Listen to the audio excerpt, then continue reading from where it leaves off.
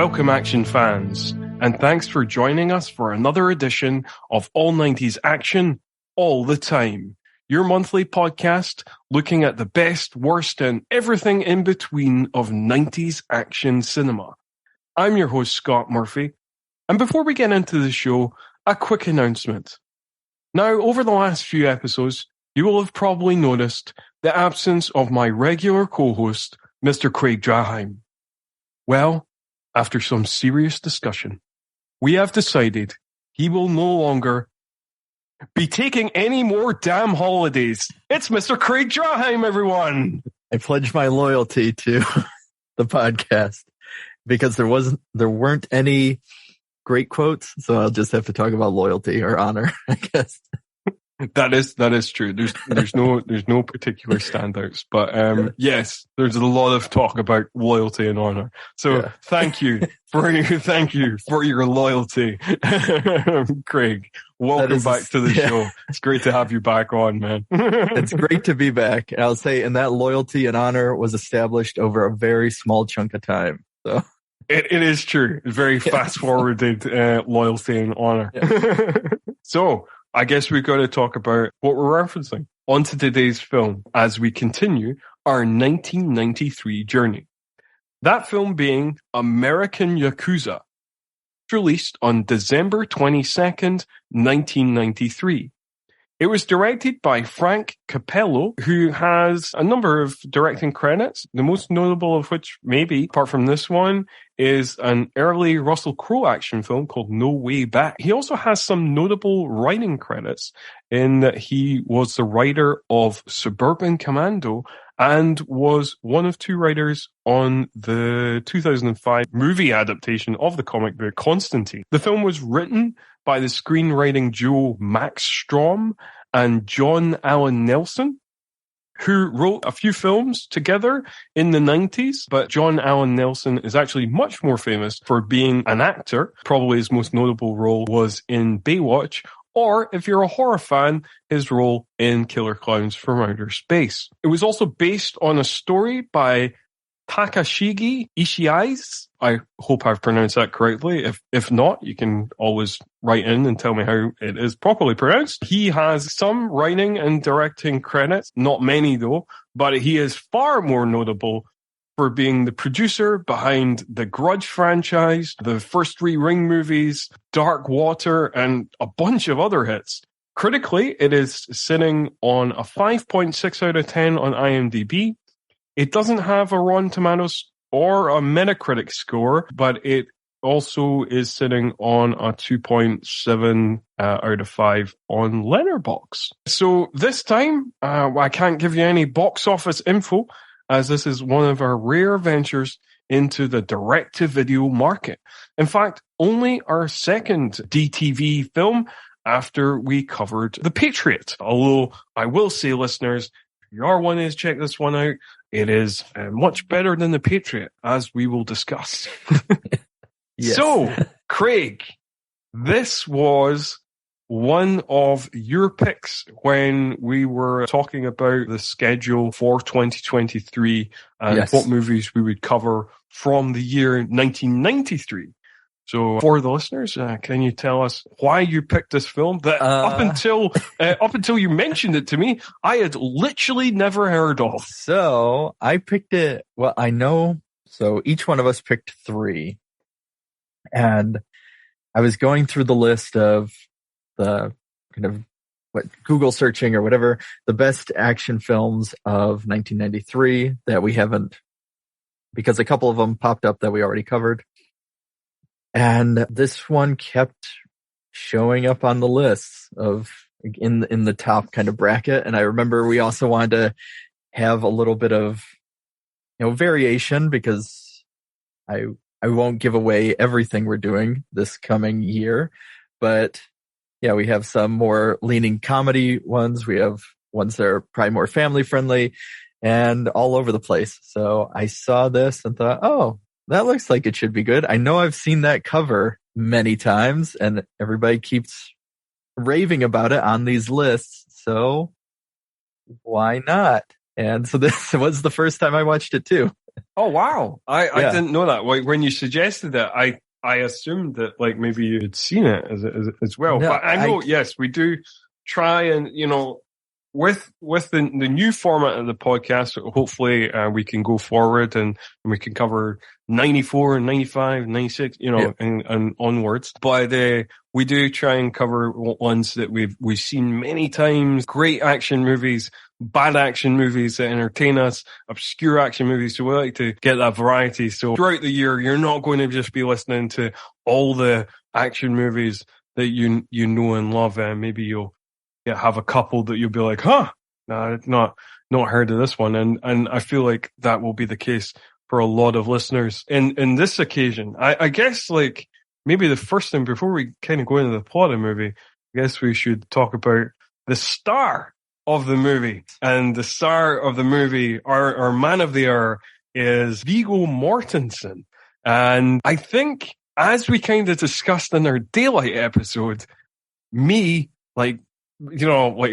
most people, including myself, I guess, just forget that Viggo Mortensen had quite a long career before Lord of the Rings. He made his film debut in Witness in 1985, so it's like 16 years of career before Lord of the Rings, completely forgotten by the majority of the population. Yeah. And he played Lucifer in The Prophecy. That is true. But no, it is interesting. And I know when researching it too, a lot of the reviews that I found were actually from people that watched this movie after Lord of the Rings. So it was like revisited reviews. Yeah, that does seem to be the case. Like, I couldn't find, it's quite hard. Usually, when doing these episodes, I like to kind of look up the IMDb trivia but try and look beyond that as well and see if I can find any kind of making of videos on YouTube or any behind the scenes or any cast interviews or anything like that. But this is one of those films, quite hard to research. Not a lot on it. And I guess because, it's like a direct-to-video film, made 30 years ago that has not had a particularly... It's not gone on to become a kind of a cult film of any particular standing, although most people who watch it do seem to quite like it.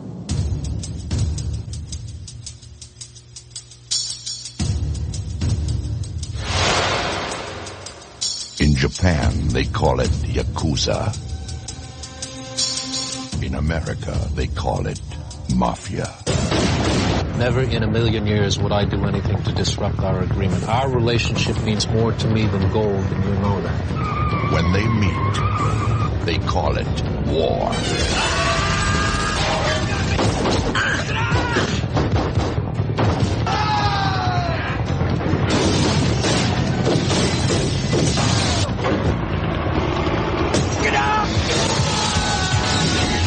You're supposed to be helping us bring these guys down. You told me to get in deep. I'm in all the way.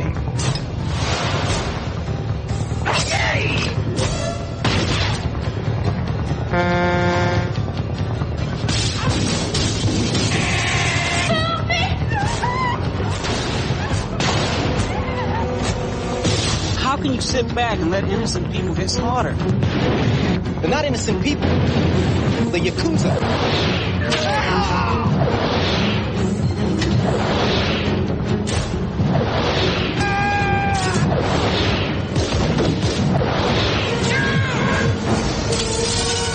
Viggo Mortensen, Ryo Ishibashi, and Michael Nuri, American Yakuza. You picked a rough side. Maybe we should start moving on into the plot. So as we start the film, it's quite an arty beginning. Yes. We get like the credits intercut with these flashes of Viggo in jail. He plays this character, Nick Davis.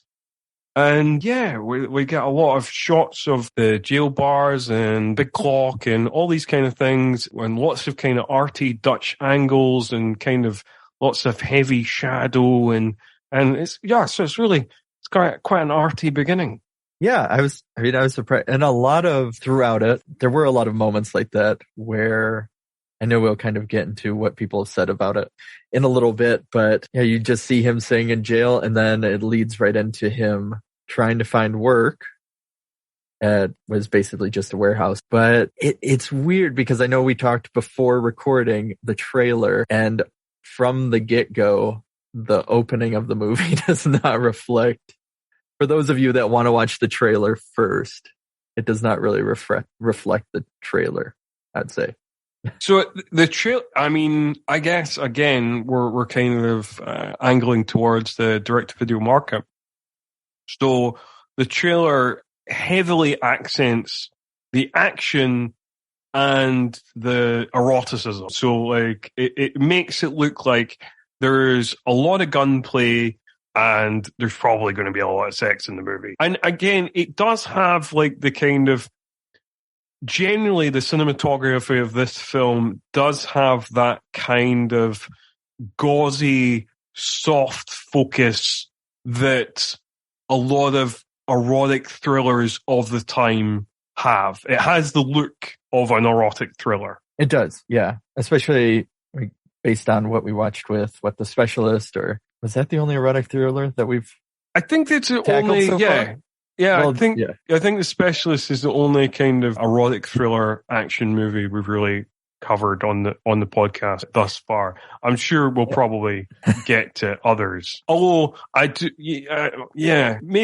maybe if the podcast lasts quite a long time, because I guess that the early 90s is kind of the high time for that. So like if we were going to cover them, it'd probably be in that kind of 1990 to 93 kind of period, or 94 kind of period.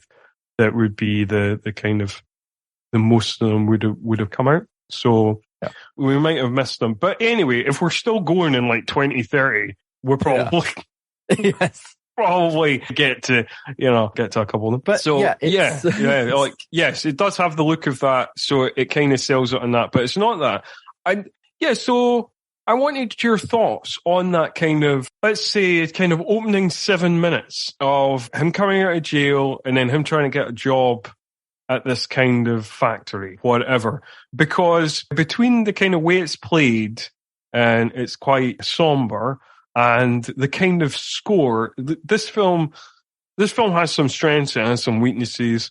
I think one of the kind of weaknesses is it has a very syrupy, melodramatic score. So I think in the opening kind of 7 minutes, it does seem like we're watching like a Lifetime movie about a man trying to get his life together after coming out of jail. I would agree with that completely. And I would say throughout the whole movie, in general, there were points, and it makes sense that it's straight to video. And for people watching, you should be able to see it as well, because a lot of the moments of either the fades or the acting, or there's just a lot of things where you're like, it doesn't have that theatrical release feel. For those of us that come from that era, I would know exactly what I think I'm trying to say, but it's one of those where you just have to watch it. But it almost feels like a drama, and I know that's kind of how the movie in general plays, in a way of even the kind of elements of conspiracy or the thriller parts is or isn't he going to get caught, which never necessarily feels to be an issue, like something, say, a decade later with The Departed or stuff like that, or many other films that would have came out around that same time. It's just kind of played very nonchalant. There's not a lot of tension. Because we're kind of skipping ahead a little, but there's not a lot of tension to the kind of plot twist reveal that's revealed about half an hour in, where we discover that Nick Davis is not Nick Davis. He is actually FBI agent David Brandt, and that he's just been put undercover, and he's he wasn't really in jail at all, but he was as part of this cover or whatever, but only very briefly. And they basically took the identity of a prisoner who died in solitary and gave it to him. And that's kind of revealed. But there's never a lot of tension to that whole thing that there was in, like you say, in The Departed or the movie that The Departed is essentially a remake of Infernal Affairs. I apologize for jumping ahead, but yeah, so the opening... Oh yeah, we should have mentioned spoilers earlier, probably. Yeah, but kind of, it just has that sense in general where he's talking to the person that's hiring, and really the guy asks him if he's ever, because he's been out of the country, is what it says in his file, for a long time, and he just says that he was working in British Columbia at a lumber mill. And then he goes on to, ask if he's ever been in jail, which Viggo Mortensen's character responds with no. And yeah, the way it's set up, even then, doesn't feel like the movie that you would have seen in the trailers, or feel like anything is really being established too much. It's just kind of moving him along in the script. I guess it's getting him to the place he needs to be. I did kind of laugh at that scene because he was like, lumber mills in British Columbia. And I was like, nobody's going to check that? Like, yeah, that's how Canada and America were so disconnected in 1993 that there's no way to verify that. Even though I know for sure, as somebody from Michigan, that you didn't even need a passport to get into Canada. Or vice versa during that time. So yeah, it was fair enough. So maybe it is perfectly realistic that nobody did any verification work there. That's fine. I'm shitting on the movie for no reason. It is a kind of a weird movie because, like you say, it does kind of often play like a drama. And, we both read the kind of Antoine Bittel review that kind of dubbed it this is a movie that's kind of like Godfather, The Next Generation. And I think there is part of this movie that essentially doesn't really want to be an action movie. It wants to be like a kind of classier gangster drama. And it wants to be really about the characters. And I think maybe it even wants to be like a longer movie, like a kind of 2.5 hour kind of exploration because even though, we get Yakuza, we don't get much in the way of in-depth kind of going into Yakuza culture or customs or anything like that. And I think maybe with a bigger budget and like a longer running time, maybe they could have done that. And I feel like a lot of the time, the movie inserts things in terms of violence or in terms of sexuality that it's kind of pandering to the direct-to-video market, but doesn't feel like it necessarily wants to go there. No, I agree completely. I know, right before we talked about that thing, and because so much of the movie is based around this idea of like many of mob films or whatever they may be that we'll see where it's based around loyalty, it's based around honor, especially if it's a Yakuza movie.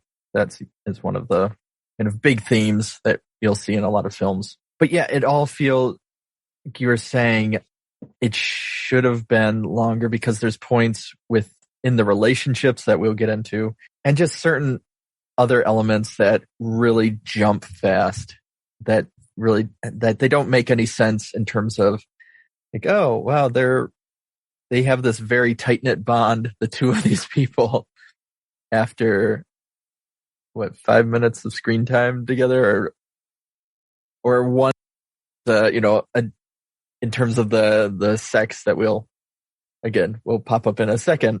Like, oh, they interacted once, and then now she's kind of the love of his. I don't know. It's a lot of that throughout. That they're just like a montage of, if in talking about The Godfather, a 2.5 hour whatever length movie, it's like if they took that and then just made a montage version of it, squeezed it into 96 minutes. No, I did think that was quite, because it's quite kind of funnily done, because you know immediately, like, basically, there's this woman, the character's called Yuko, who's played by Ansu Lawson, and Viggo first spots her very early on in the film, in the kind of first 5 minutes of the film, and she's doing some flower arranging, and he kind of just looks at her for a disturbingly long time, Yes. like to the point of, like, it's surprising that she didn't look up and go, like, why are you staring at me? But like, anyway, he stares at her for like 5 minutes, and then you're like, oh, that must be the love interest, I guess. Yeah. No, I agree. I was sitting there watching it, and it hits a point where it's like, you know, there's the scene of looking at somebody longingly and going, oh, that person's attractive, or whatever it may be that you'll see in films. But this was one where it hits a clear point where you're like, okay, what? He's still watching. Okay, what's going on? Why is she not noticing him now? By this point, is it some type of glass that she can't see the opposite? Yeah, that's kind of what I thought as well. And like, it got to the point where I was like, maybe he's instantly fallen in love, but maybe he's also just really into flower arranging. I don't know, because like, he's just he can't take his eyes off it. Yeah.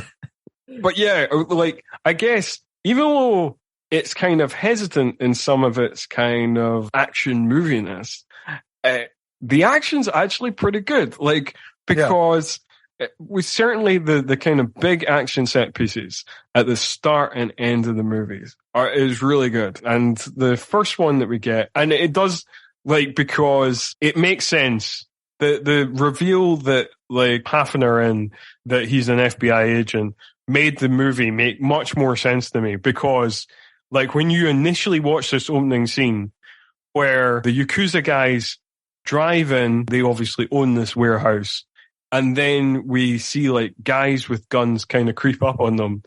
The fact that, like, Viggo immediately kicks into action and is, like, wanting to take down these guys who are assassinating his new bosses, I was like, man, it's like instant loyalty with this guy. It's like, oh man, you gave me a job. I'm so thankful. I'm going to literally put my life on the line for you guys. And I'm like, Jesus, that is impressive. And the best part is there's only one Yakuza member, basically the right hand of the right hand or something, who he's the only one that's like, nobody finds this odd. This guy has just appeared out of nowhere, and now everybody loves him, and he's now in our inner circle, and he was in solitary confinement for a whole year, and yet he's not pale. Like, there's a whole section of him just saying this, and then it's just shut down after a bit. Yeah, no, that's true. I guess, like, with all these films, there's always, like, a character who has to be, like, the antagonistic character who's like, you know, because this movie's it's very kind of Point Breakish, you know, so there's always got to be that character who's like kind of best friends or is the direct right-hand man of the top guy who's like super suspicious of the new guy, who's like, this guy, he seems like he's a narc. And everybody's like, nah, he's not a narc. And it's like, and the guy who is the biggest asshole in the film, it turns out he's entirely correct. Like, he might be an asshole, but he's also smarter than. So he jumps right in by warning them, which then leads to most of the team of Yakuza members being killed, except the leader is able to escape. And yeah, that's when Nick, Viggo Mortensen's character, as they will know him, starts brandishing the two guns and jumping around, because it was the John Woo era. So that was the big, everybody had to do the jump, shoot two guns. But it works really well, especially with the way the car scenes are going. And they're getting shot up, and he's using the forklift to grab one of the cars and push it out. And yeah, I think for a direct-to-video and for early 90s, it works, as you were saying, very well. Yeah, there's great kind of moments within the sequence, like you mentioned, the forklift bit there. And also, he's in this kind of big metal bin, I guess, and it's being pushed along by the car, and he kind of jumps out with the two guns, and he shoots the windscreen out. And even how they escape as well, where they both just kind of, they're in the car, and then like all the mob guys are shooting at the car and they kind of drop down to the floor and he just pushes the pedals with his hand and, you know, is reversing out of the warehouse while the windscreen's getting shot up to hell. It's all really kind of slickly done. And for like, you know, I don't know what the budget of this movie actually was, but like it couldn't have been that high a budget. So I think they're really doing well on the budget level they got. And I think what works too is that and this is a compliment to it, it's messy in the sense of there's a lot of chaos going around with the gunfight. So it has that, as somebody who has never been in a gunfight, so I don't know for sure, but it becomes more interesting and feels more frantic and more authentic than if it was all perfectly choreographed, I guess. And I think like one of the kind of entertaining things about that sequence is there is one of the Yakuza has like this big machine gun and he's like just machine gunning down like these mob members. And then eventually the machine gun runs out and he gets shot himself with a shotgun. He gets like totally blown away. It's quite a violent sequence, but like a fun sequence to watch. And then when I looked up on IMDb amongst the kind of, you know, because there's not much trivia or things, but there is some trivia and there's also some goofs. And amongst the goofs, and these things drive me nuts. Amongst the quote unquote goofs is apparently, if you look at the spent shell casings of the machine guns, you can clearly tell that they're not the spent shell casings of real bullets. They're clearly been crimped. So they're clearly blanks. And I was like, look, I mean, really? Like, I don't know. Like, it's a movie, guys. Come on. just take it easy. We can no longer have the suspension of disbelief. It needs to be authentic. It needs to be real bullet casings. Yeah. Sometimes IMDb drives me nuts. I just need to get my system, I think. Yes. So that ends up leading Nick to take one of the members, who is the right hand, to basically his apartment, or it's like he's renting out a hotel room after he got out of jail. And it's one of those where I think you can rent by the week. And so it's basically just a bed, but he's having the man fixed up by a med student is all we really know up until that point. And so the med student is kind of trying his best but doesn't know everything. So when he's talking about the painkillers, he's like, well, I haven't hit that part in my schooling yet, but it should do this. It should knock him out for the next. And he gives a time frame. And I think we should probably mention as well, as much as Viggo is the star of this movie, the guy he saves and has in this motel room is the Yakuza. Well, he's not really the leader. He's like the kind of, I guess, like he's the American franchise leader. Yeah. You know, like the real leader is a guy called Mr. Tendo, but it seems like he mainly resides in Japan, is basically just here to check that the American operation is going all right. So Shuji seems to be the leader of the American operation. That seems to be how the film portrays it. And he's played by Ryo Ishibashi, who is in various things, but is probably most famous, particularly amongst horror fans, for his role in Audition, and also in Suicide Club as well. And so like that's probably is more famous for that than for action films. But apparently it seems like he was in a few action films in the 90s. I wasn't really aware of. Again, I wasn't really aware of his career pre-Audition. So we're really finding out about people's pre-fame career. I will say, going off of my running, I guess, I don't know if it's a running joke or whatever now within this podcast, that I think we do follow him enough. There was the part of me that, like, he is the more interesting character that I'd just rather follow. Sadly, then, as much as I like Viggo Mortensen and think I think he's a very talented actor, but there were a lot of, I think, nuances for him that I wanted to see more of, and that would have, I guess, probably been solved if it was a longer runtime. That's probably true. And there is nuances to that character, and there is kind of, it's quite, it's good performance by Rio Espaci, and kind of, yeah, you could have just followed his story of like being this person who's trying to kind of straddle kind of two cultures, and it doesn't, doesn't seem to fully fit into either totally, like obviously has like a traditional element to him, and I guess you could have explored more the relationship between him and like Mr. Tendo, who obviously comes from like a very kind of traditional place, and obviously Shuji is trying to kind of modernize the Yakuza a little bit, particularly with kind of bringing in this outsider, this American, and making it less traditional. I think there was more kind of,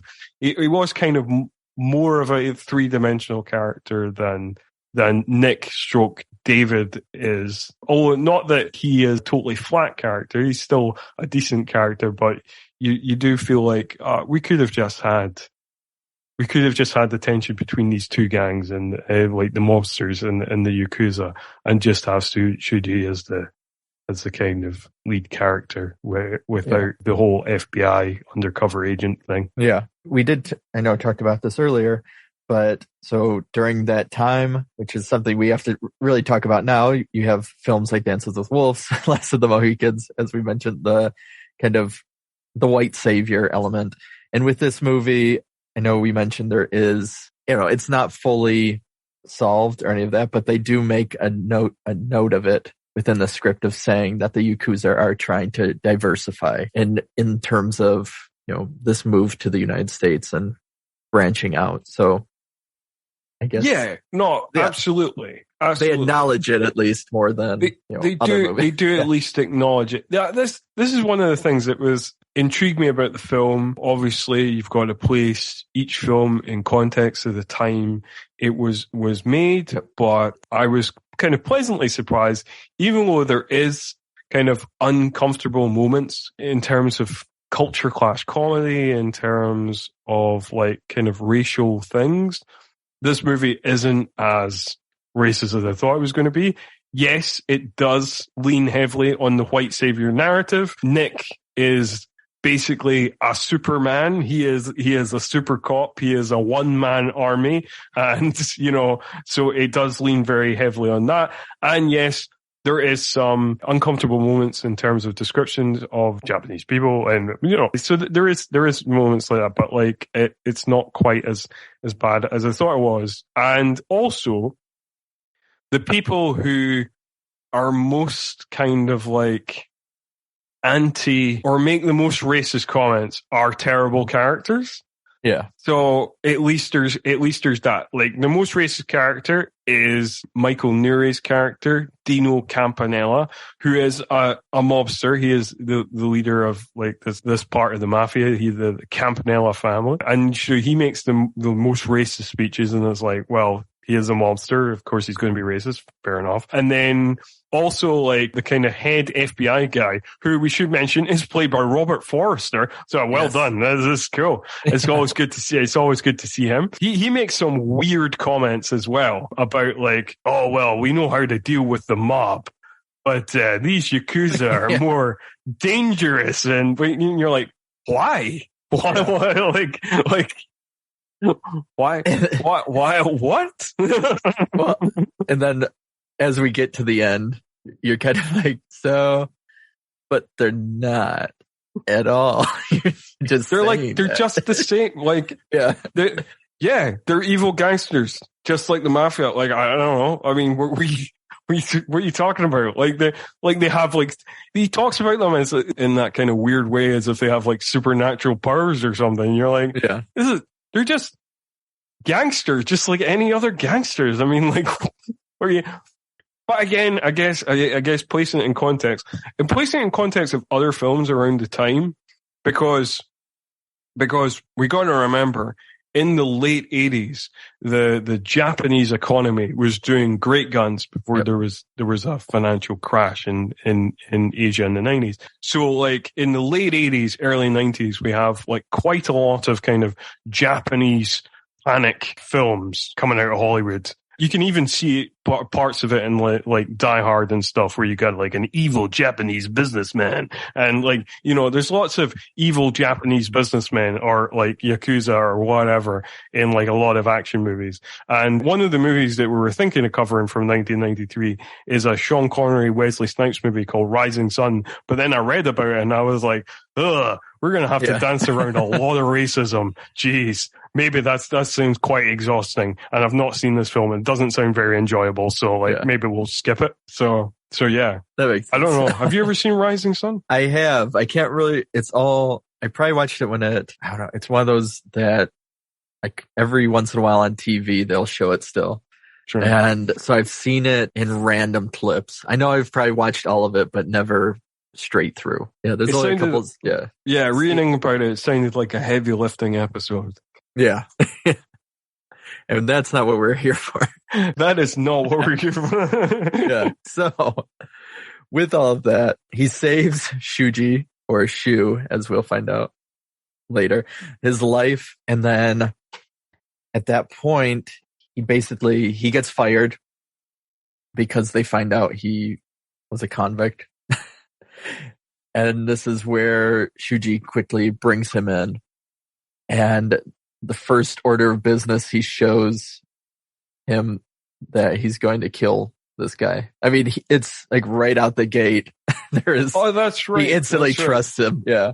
Oh, that is one of the awkward racial moments in the movie because they're in the limo and they're drinking sake. Oh, and yes. It was like when he offers them the job, he's like, yeah, I'll take the job, but does part of the job mean I still have to drink this shit? And he's like, nah, and then hands him a bottle of wild turkey because he's American. So he drinks bourbon. You know, it's like, what are we doing here? Yeah. You know, you mentioned the kind of right-hand man, Kazuo, and we get like a really funny, awkward dinner scene where, Kazuo interrogates Nick about his jail time and kind of casting suspicion on him, which is shut down. And then I was really intrigued in your thoughts on this, actually. So after the awkward dinner scene, we see like the Yakuza's revenge on the mob. Yeah. And we get the Yakuza's revenge in this kind of flurry of kind of flash cuts that I was like, I was actually quite confusing. And I was like, whoa. And you're like, because it's quite confusing because the flash cuts just start happening directly after the dinner scene. So you're like, hang on, where are we? And then the revenge starts happening because like we're just like following like random people for a little while, just kind of going about their day. We have a flash cut of a guy coming out of a car, and then we have a flash cut of a guy having sex, and we have a flash cut of something else, and we're like, what are we? Huh? Who are these people? Like, and then the Yakuza start killing them off, and you're like, oh, they must be mobsters. Thanks for explaining that movie. Yeah. So right beforehand, is that because Shuji meets with Dino? Yeah. And Dino is basically saying, no, it's some guy that there's just people that worked with us very briefly, and now they want us to have a war. I would never forget the full line, but I would never break our treaty for 1,000% or whatever. And then Shuji knows instantly it's him. And that's basically the whole, the interaction. And then we see it too. But yeah, if you blink, you miss stuff because you were talking about some of the different things happening. I was like, oh yeah, there was that scene. And even afterwards, when you see Dino and his right-hand man, who isn't really interested in being a mobster, which is a whole nother story that it's if it was a longer movie we could get into. Like, yes, there is the whole kind of subplot of like Dino's right-hand man, Vic, played by Nicky Cat, who is surprisingly a mobster. Who would have thought Nicky Cat as some sort of thug or gangster? Anyway, yeah, he just seems he doesn't really want to be a mafioso. So like, yeah, he could have been further explored. I do want to mention within the flash cuts, one of the things that made me laugh out loud in this movie, which again, totally unintentional laugh, was amongst the flash cuts, there is a scene where this guy is having sex, and the woman he has sex with walks naked out of the bed and starts having a shower, and like the Yakuza burst into the room, murder the guy in his bed, and the woman does not blink and is still having a shower, just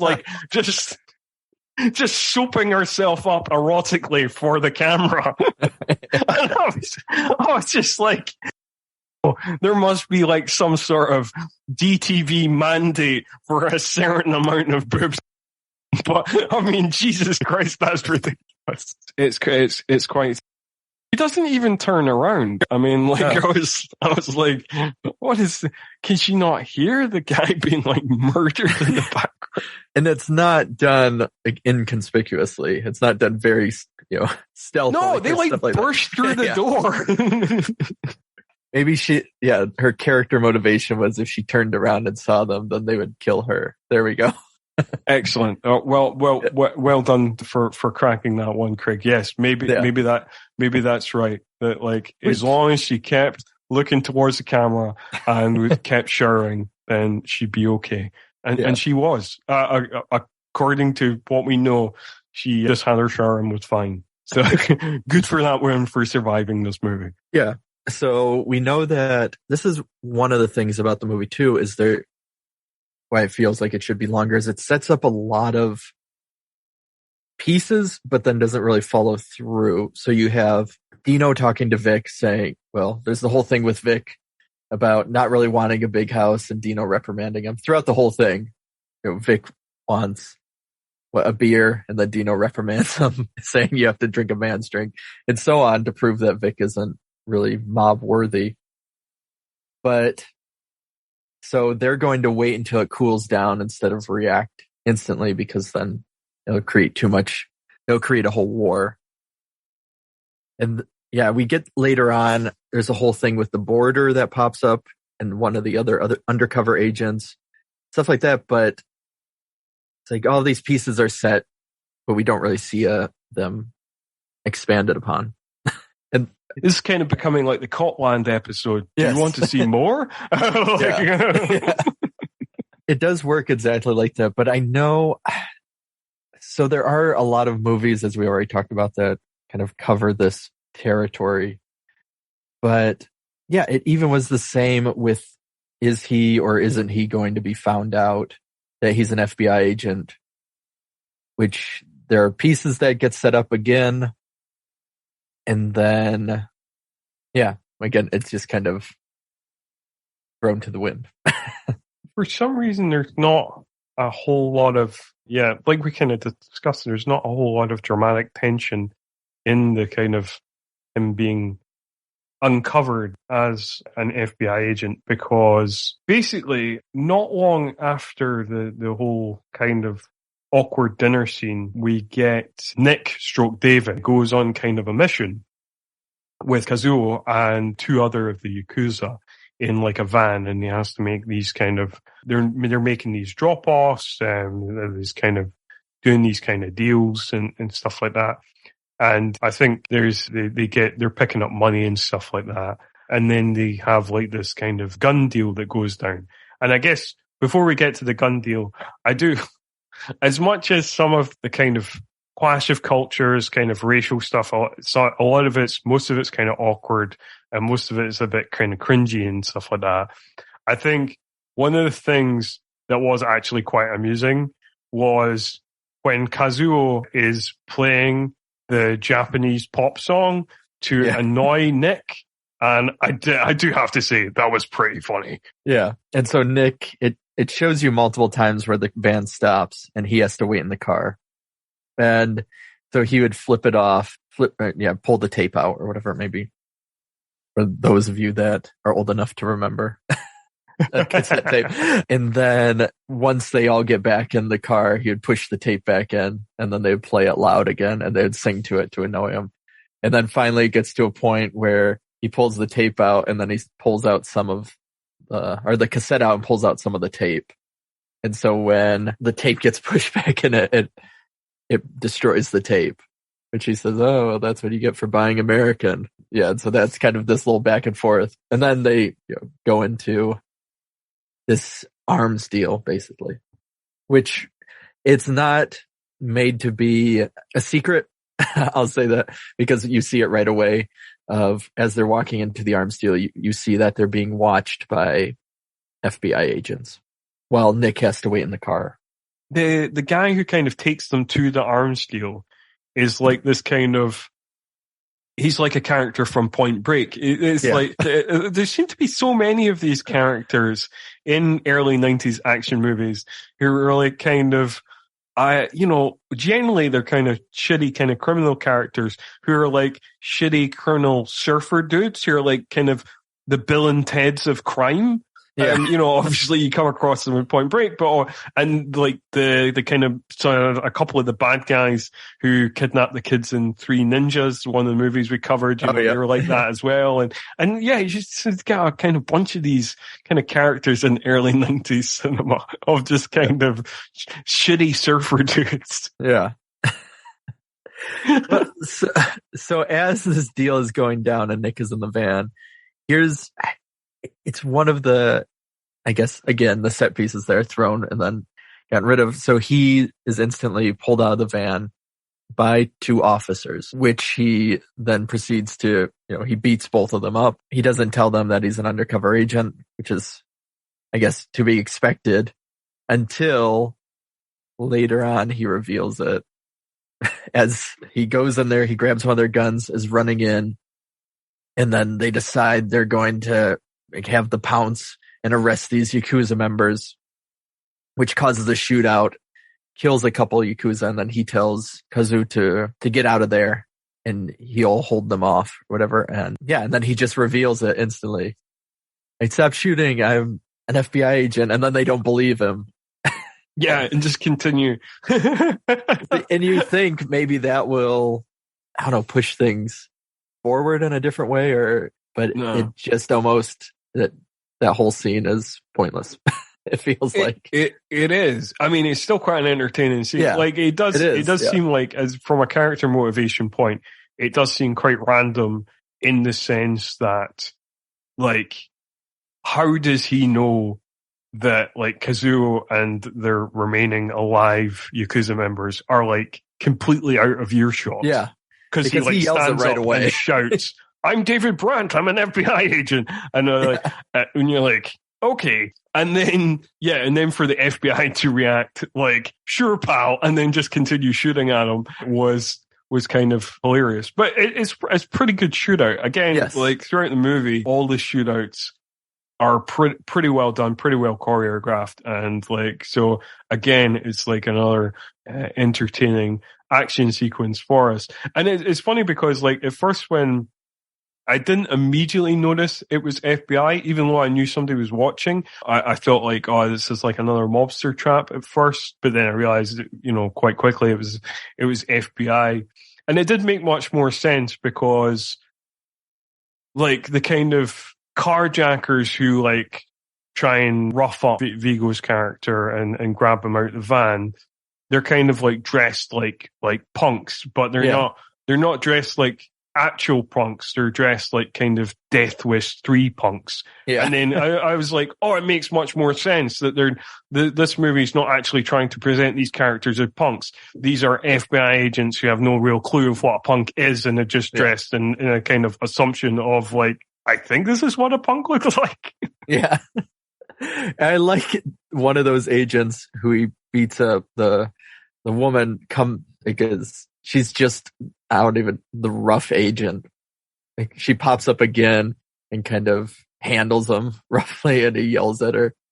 He's going. Yeah, there is a later scene where those same two agents like grab him in like a taxi, and like this woman does seem to have like an irrational hatred for this. I don't know like what had maybe previously happened with Agent David Brandt, but like does seem to have an irrational hatred for our hero. Yeah, and at no point, So what this movie establishes very early on too, that is different for films like Point Break or others, where you see that clear balance. I feel like of their loyalty to the law, but they also have the relationship with the law enforcement member, like Keanu Reeves and Gary Busey. Right? Yeah. Yes. Yeah. And then, or you have and then their other side to these individuals that they were meeting. Again, Keanu Reeves with Patrick Swayze. Where with this one, really none of the FBI agents treat him well from the get-go. You're like, he doesn't really have, there's no reason for him to have a loyalty to them because they've been nothing but horrible the whole time. Even his buddy. It's kind of funny because like everybody in the FBI seems to hate him apart from Sam, who's like his like main contact, his main undercover contact. And even his relationship with Sam is somewhat antagonistic, but like at least Sam seems to have some warmth towards him.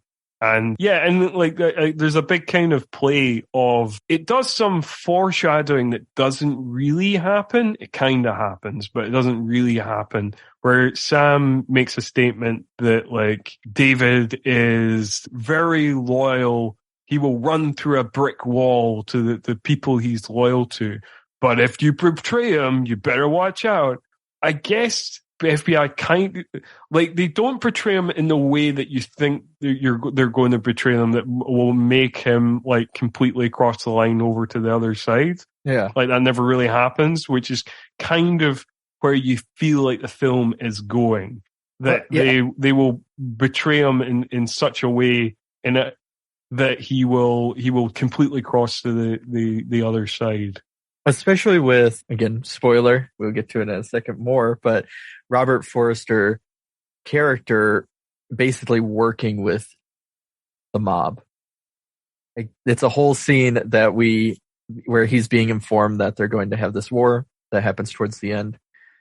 And there's really no repercussions on that aspect either. There's really no blowback to that at all. Yeah. Like because you think that's going to kind of be further explored. That it's like, oh, Robert Forrest's character is like in the pocket of the mob and all this kind of stuff. But like, there's no real consequence to that, and there's no real payoff to that. Or we just kind of move on from that. I guess one thing that we've not really talked about much that we're kind of coming up to is the fast forward relationship between Nick / David and Yuko, who I previously mentioned was played by Ansel Lawson. We mentioned the first stare, but like we're not really talked about the relationship, and that kind of unfolds in the second act of the movie mainly. And then basically Shuji gives Nick a new place. Nick says the place is rather empty. He doesn't know how he'll fill such a big space. And then he comes home one day and Yuko is there. And then we get like a slightly awkward scene where she's like, oh, Shuji said the place is so empty, so I have come. And it's like, wait a second, is this some sort of weird kind of sexual offering? Have you just like, I don't know, like it feels a bit creepy. And then, but then we got a turnaround. Whereas it turns out she's just an interior decorator, and she's just come round to literally fill the space with like stuff that he would like. And you're like, oh, phew, this isn't some creepy prostitution thing after all. Great, well done, movie. But I mean, it basically turns that way. I mean, not well done too much, I guess. It basically turns that way pretty quickly, but. According to the film, it was all entirely within what she wanted. Although the character is so underwritten that we don't really know what she wanted. Like, I guess in terms of like offensive stereotypes, I think that this is where the movie makes its biggest error because it is like Yuko is the stereotype of the meek, polite Japanese woman stereotype. You know, like she is, like the character really has nothing there. I think Anne Sue Lawson does an all right job with what she's got, but she does not have a lot to be working on. And even when they get to their kind of one and only sex scene, she happened, even though throughout the whole thing she's been wearing normal kind of would be, I guess, Western attire of the time. Yeah, they put her in like a more traditional Japanese, almost make her look like a geisha. Yeah. When he sees her and then they start to have sex, it's like they make a point to put her in that outfit at that point, even though up until then she hasn't dressed that way or any. Or like you say, her attire is kind of just like typical American 90s fashion of the time. But yeah, it is weird that they go out of their way after he comes back from the Yakuza ceremony where he's been inducted as a member of the Yakuza to like make her look like a geisha. Yeah, it's quite strange. Yeah. And then the sex scene is quite interesting as well because it's I think music video vibe to it as well. Kind of shot in shadow and through these kind of screens and stuff like that. And yeah, so it's quite it's got like a very kind of floaty curtain kind of music video vibe to it as well. Yeah, I agree about the music video element, and that's kind of my thing with all sex scenes from action films of the 80s and early 90s, where it's like the just caressing each other scene while a song plays, and you see it in Highlander and countless others. It's like it's the go-to late 80s, early 90s sex scene. Just very sensual and rubby on each other. It does. It feels like all these sex scenes should really be soundtracked by like Careless Whispers, you know, something like that. Yeah. I don't know. I feel like in its episodic nature, because we kind of jumped ahead, but then again, not much really happened. There's like they have more conversations, Shuji and Nick, and they talk at the restaurant that is owned by the Yakuza, where you get to see Shuji's wife, I believe. They don't really they establish that they have a relationship, but a lot of it seems like hush hush as well for some reason. Yuko explains that they can never be married, but that they have a close relationship because presumably, even though Shuji's relationship with Aya does put her in danger later on in the movie anyway, Shuji decided that they could not be married because, like, you know, he's got in high position in the Yakuza, so it puts her in too much danger or whatever.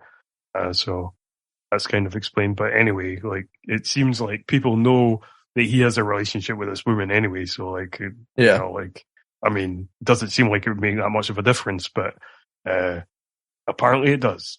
Yeah. Also during that scene when Nick and Yuki are dancing, Vic is there, kind of observing everyone. He sees that they're dancing together, and he also sees Nick's, which we haven't really talked about, but he has a sentimental pinky ring. And you think, oh, well, that's going to lead to something because it really makes note of this pinky ring and that Vic recognizes it, or something about it. But then again, it doesn't go anywhere. That's true. Like sometimes this movie accents stuff that you're like, oh, well, that's definite foreshadowing. That's definitely going to have to pay off later. And you're like, no, that's not true. Okay, sure. They're like, right, we only have 96 minutes, so like, you know, we can't be covering all this shit. All right, I understand. And then, so I believe, is it after? I'm not sure if it was before or after now the Yakuza ceremony, where again another scene.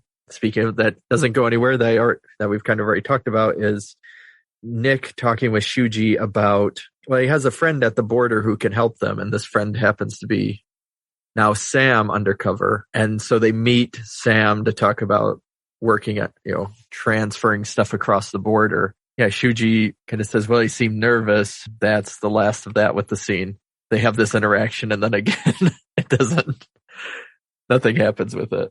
Which you think it might expand further, or it's supposed to kind of expand their enterprise, but I don't know. Yeah, it doesn't really pay off that much. But yeah, no, this came directly before the Yakuza induction ceremony. Yes. And the sex scene. But yeah, it's quite funny. Like, that scene is quite funny because Sam has been seemed like quite a kind of straight-laced kind of character in the scenes we've seen him before.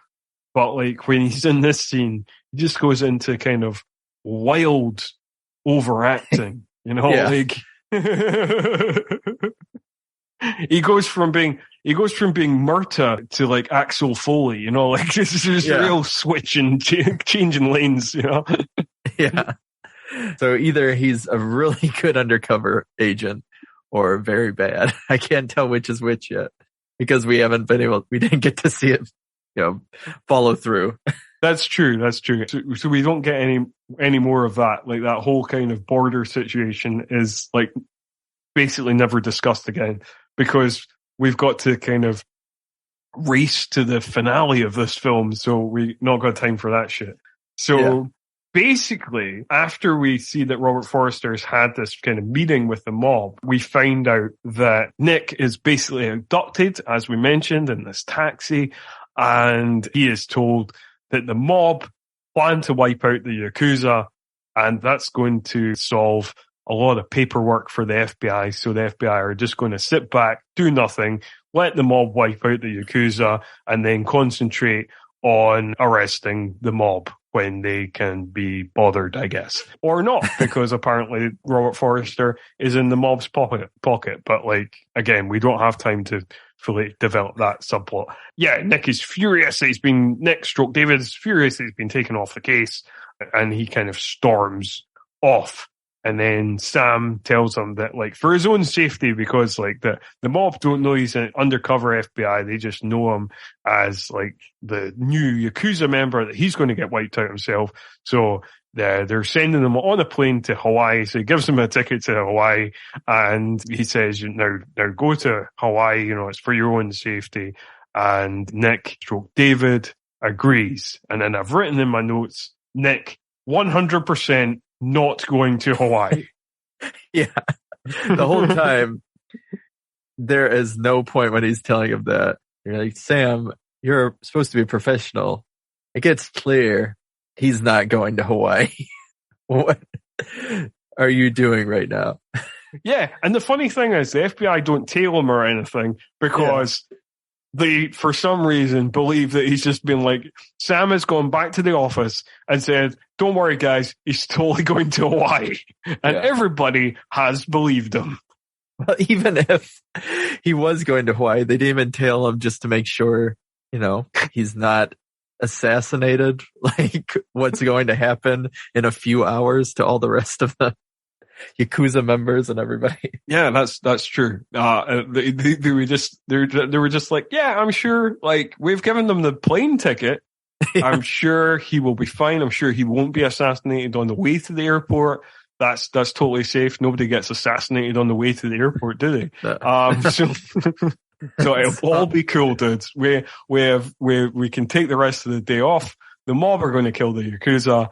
It's none of our problem. We can concentrate on the mob tomorrow. We've a good day's work, guys. We can all go home today. Yeah. And so this leads into where we start seeing again a series of scenes all juxtaposed together of the different, basically the mob doing their big old siege on different areas. So as we see Shuji, his guard getting shot, but he hides under the desk. We are hinted at somebody breaking into Nick's apartment, but we don't get to see that part yet. We see, others being killed. And then that's when Nick gets to his apartment and Yuki is being held up by, and this is where they make it see that, which I thought was kind of funny of, the mob is the better ones. They're the nicer ones or whatever it may be. Like, but the Yakuza didn't kill any women or any civilians. Like the mob, they kind of overkilled in terms of some of this stuff. But yeah, during it, Nick/David is not able to get to her in time, and Yuki is killed as he throws the mobster out of his building window. This is, I felt like an interesting scene because this scene has a really weird edit in it where Nick/David jumps to hopefully rescue Yoko from being shot by this mob member, but he kind of jumps kind of behind the screen, and then we cut to like a sound of smashed glass, and then the close-up of a gun on a pavement, and then back to the mob member hanging out the window, and then like David just like letting him and go and dropping them out the window, which I was like, what happened? Did Yuko die? Did the gun just go off and shoot the window? Like I was a bit confused by it. I don't know if you were thrown by that edit either. Yeah, it's very clunky because he's supposed to be jumping to grab her, but then somehow he's holding him, the mob member, and then he kind of sees a bloody footprint, which is why he lets the guy go out the window. But it's almost an afterthought. It's not like he's looking at the guy and out of anger throwing him. He just kind of like has his shirt tight and then lets it go as he's walking over. And then he holds her. One of those moments where we're supposed to, if the relationship was built better, I'm assuming it would have impacted more, but because it wasn't, I'm just kind of like, oh, but you two just met, didn't you? Like the way you're reacting here. Yeah, no, I mean, I do think it's, again, like if this was a slightly longer movie and we developed this relationship more, this scene would have been more affecting because it is quite a moving scene in the way you see Viggo cradling her in his arms, and she's covered in blood, and like the way it's shot quite beautifully, and like I could see in like the bigger budget, longer version of this movie, like this scene like really resonating, the way it's like shot and done and acted. Yeah. But unfortunately, because like the relationship's so thin and the character is so desperately underwritten, it just doesn't have that kind of gut punch that this scene feels like it should have. Yeah.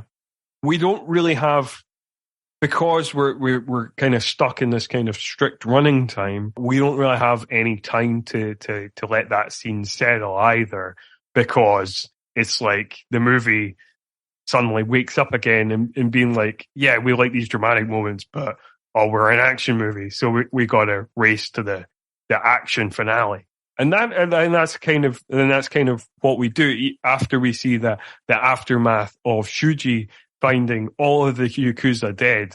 And like you say, there is a bit of overkill as well, because like not only do they kill Mr. Tendo, but they just like cut his legs off with a samurai sword and then hang him up. And it's like, I mean, that seems unnecessary. Yeah. It's a bit extreme, like. Yeah. But they're the good guy. Well, out of the two bad guys, they're the good ones. Yeah. Because they're American. Yeah. It does, like, the movie does have like a weird attitude of like, you know what? They might be criminals, but we like our criminals American. Yeah. Okay, movie. Jeez. And so basically it's just Shuji and now Nick. And Shuji wants to go get revenge, as now he's holding a katana because, why not? It hasn't really been used the rest of the time, but the movie is called American Yakuza, so he needs the katana. And he wants to go, and this is where Nick tells him that he's an FBI agent and that he shouldn't go. But Shuji is going to kill him, but the bond is too strong that he can't. But he's going to leave just to do it anyways. And yeah, this kind of leads us into the final shootout. Oh yeah, we should mention that Nick Stroke David reveals that he's an FBI agent by speaking Japanese to Shuji. Yeah. And he says like, I knew Japanese all along. And it's like, it's amazing what they get you to do in the FBI. This is not an exact quote. Well, it's kind of what he said, but like not. Yes. Exactly. So yeah, that's quite a funny reveal. And I guess like maybe he's learned Japanese so he can kind of understand like the kind of talk to him while, kind of behind his back or whatever. Yeah. I will also. One of the frustrations that I have with the movie, that's not the movie's fault, but maybe it's the movie's fault, I don't know. But some of the Japanese is subtitled, but a lot of it's not, including quite a long thing that Yuko says to Nick Stroke David in bed that's not subtitled, but like just kind of smatterings throughout of the Japanese being subtitled. So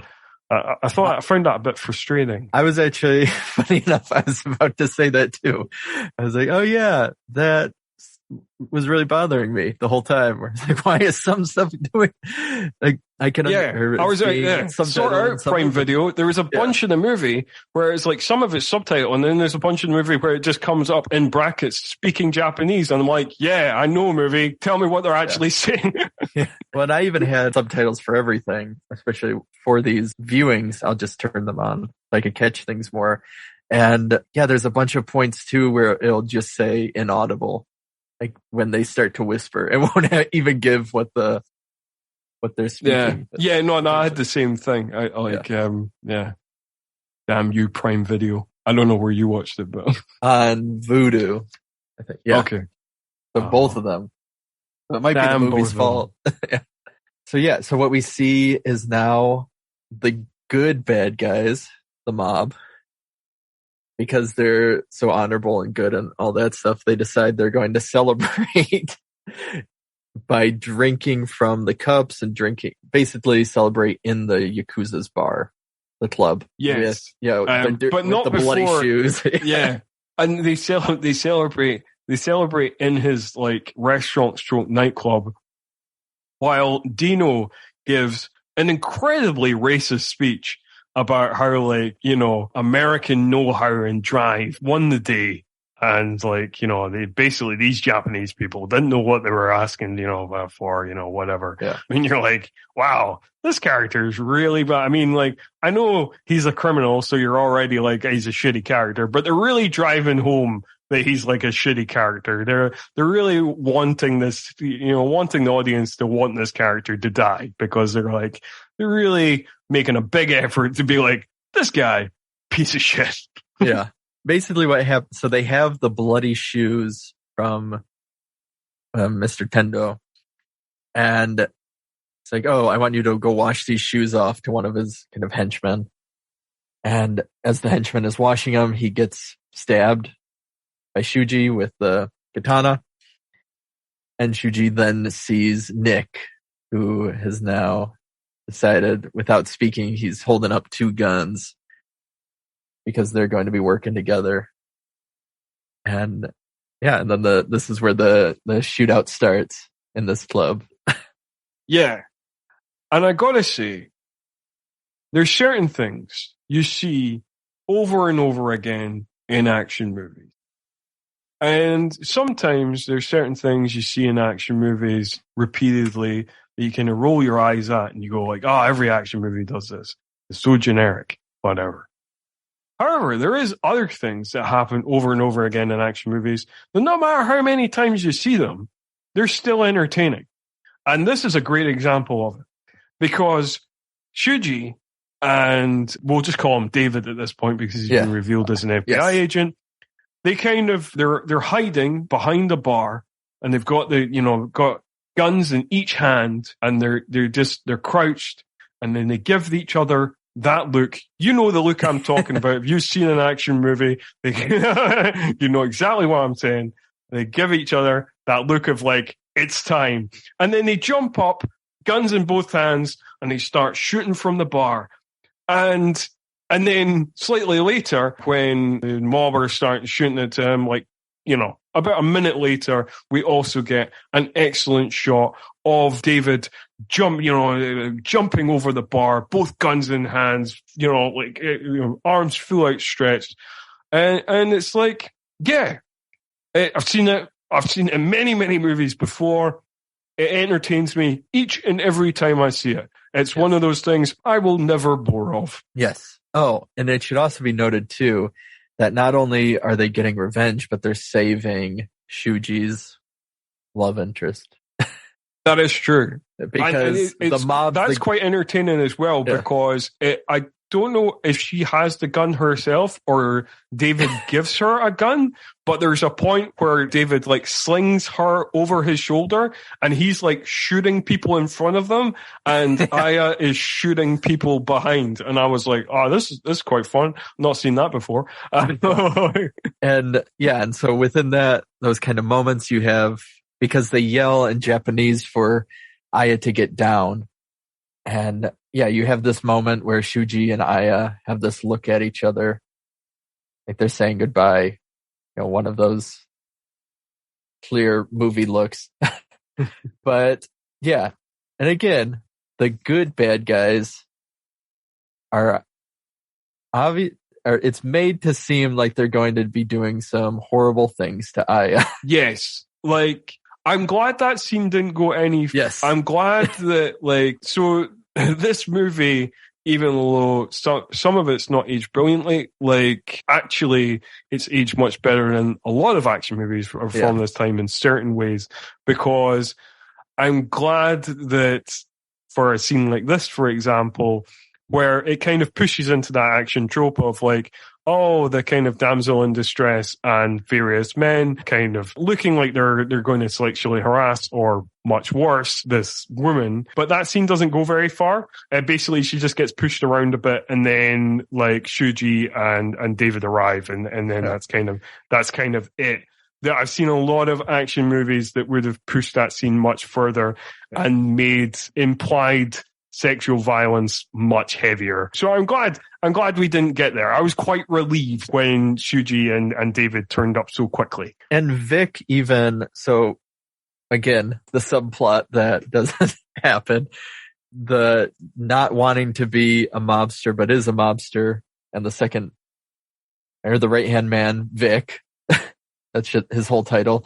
He's the one who stops the other mobsters from doing anything.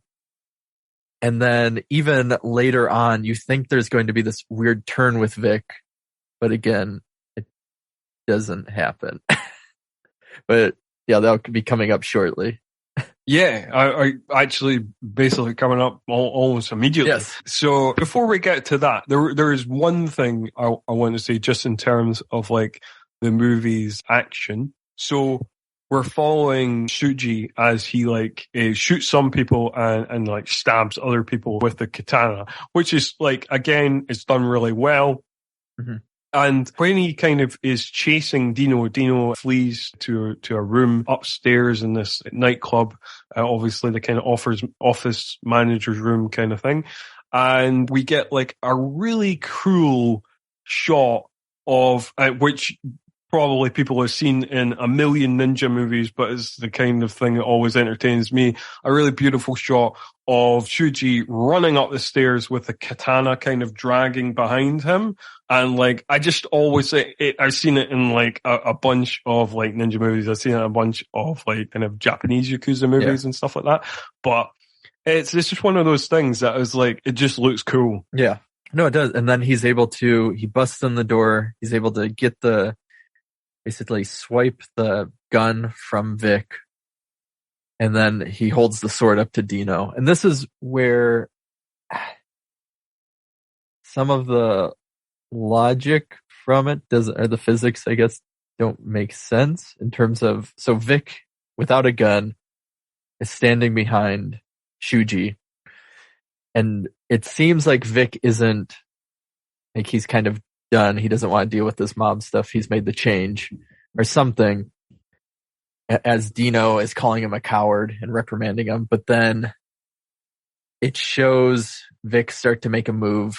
Shuji spins over, slashes, we cut away, but then we instantly see have David look in the window above to see Dino, who didn't have a gun before, now shooting Shuji. Yeah, I guess it's a bit it's a bit Yeah. confusing.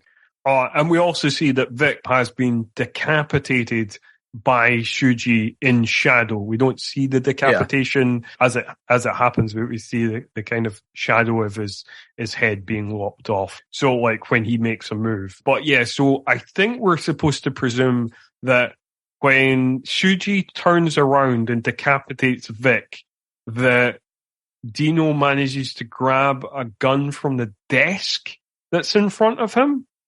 Yeah. I guess Dino is lightning fast. No, that was my only guess. It works weird. It does work weird, and you are kind of like, yeah, where do you get that? But like, I don't know why there'd be just like, I don't know if Aya has like lots of guns just lying around in what is presumably her office. But yeah, I think we're supposed to presume that he gets it from there, and then basically he shoots Shuji, and then like David shoots at him, so we presume that Dino is dead, or even though we know he's going to come back like one more time because like, you know, doing the kind of classic slasher villain thing or whatever.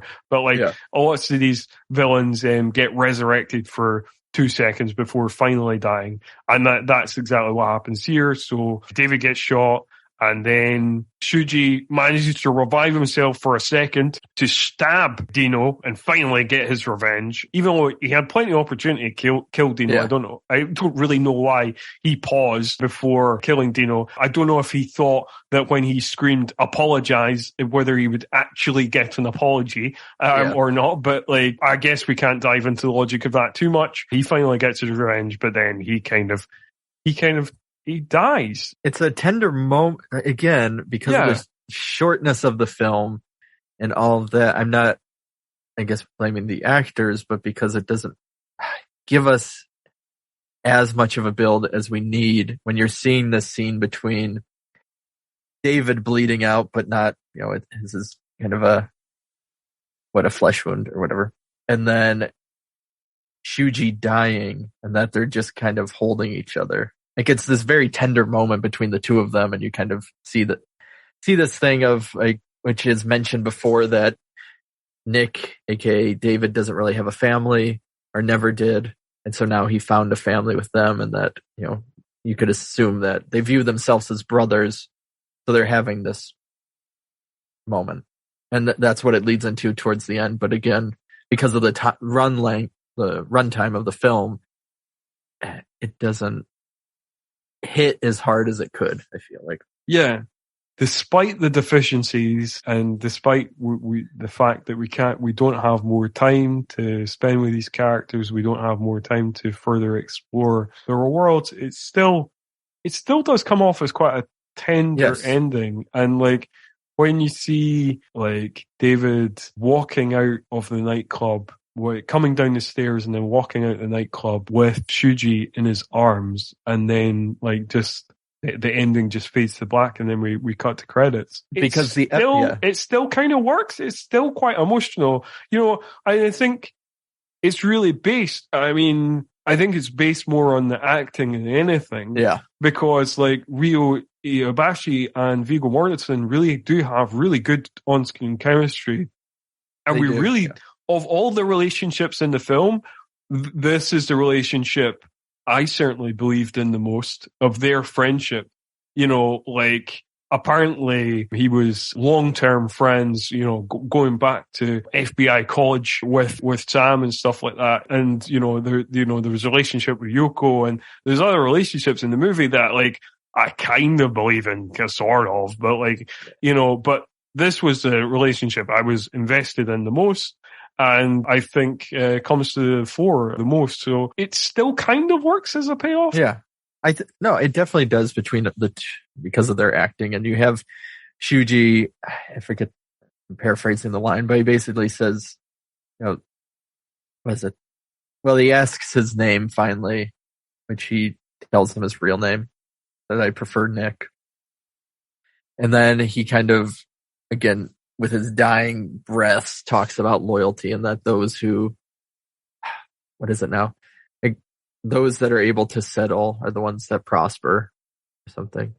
And, but as you seeing him carry Shuji down the stairs, it doesn't like have him carry in this very strong way. It's the whole time he's falling, he's kind of tripping, but he's holding him up. And the FBI raid the building, after all the aftermath is done. So Sam is, like, they don't even speak to each other. They just kind of have this where he sees David walk by with Shuji's body, and then he just sits down on the steps as then you're watching David continue to carry him out the door. So I guess that just brings us to kind of our final thoughts on the movie. So do you want to go first, Craig? Sure. I thought, so there are, again, a lot of movies like this that are handled better, I will say, in terms of either the world unfolding, the, plot development, or just because of budget or whatever. So the biggest thing for me, and it's been kind of the recurring, is it just feels like there's so much more story that wanted to be told within it, and we didn't get to see it. But I don't know, I thought it was a decent movie. I think, again, it isn't an action movie in probably the sense of what we're going to be viewing the rest of the season. It was definitely meant to be a character piece between these two men. And by whatever circumstances, they probably it was easiest to get funding if they just turned it into an action film. Yeah, I think that's probably true. It's kind of a weird movie. Like, it's a good film. Like, in my opinion, I think it's a good film, but not a great film. I think it's slightly too melodramatic, and it's slightly too slow paced to be a kind of great action movie, I think.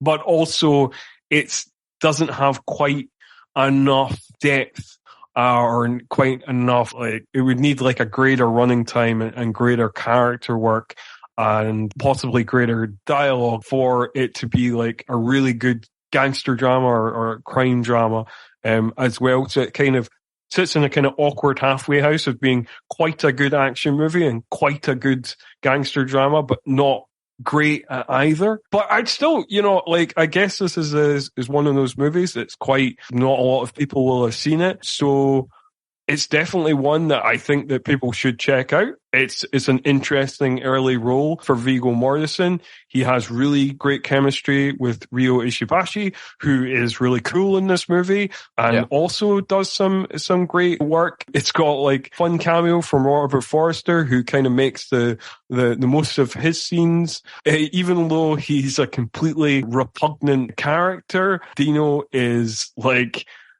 entertainingly over the top, played by Michael Nouri, even though Michael Nouri does seem like he's kind of acting in a different movie, in more of a kind of straight action movie, of like he seems to be playing very much an action movie villain, whereas a lot of the other people in the movie are playing more to this kind of gangster character drama.